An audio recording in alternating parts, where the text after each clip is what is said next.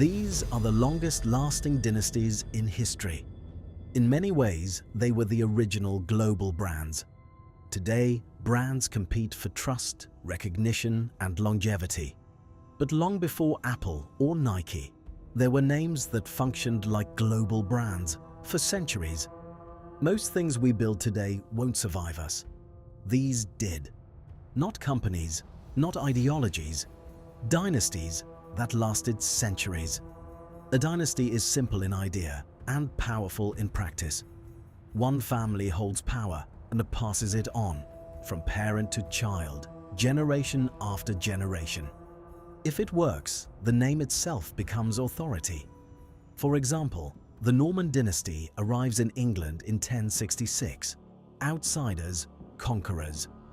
Within a generation, they are no longer foreign. They become the system itself.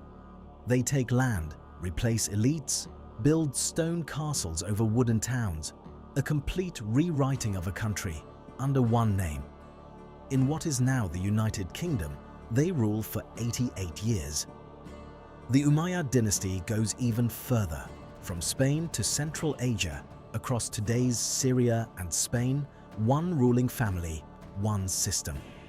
They standardize coinage, language, governance. For nearly 90 years, they hold together one of the largest empires in history. But scale has a cost. Expansion creates enemies faster than loyalty can grow. And in 750, the system collapses violently. The Abbasids hunt them down. One by one, almost the entire family is erased. The Ayyubid dynasty rises in Egypt and Syria with Saladin, a man whose name becomes reputation itself. He retakes Jerusalem, becomes a symbol of honor. But what happens when a system is built around one personality?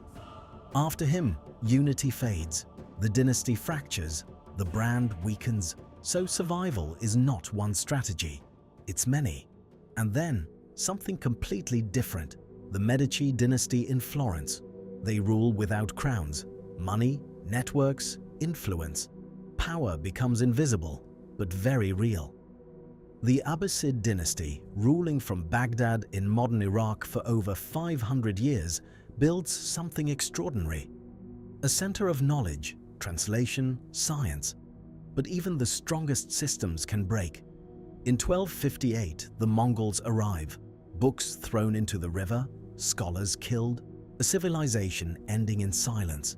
Some dynasties last so long that people forget they can end.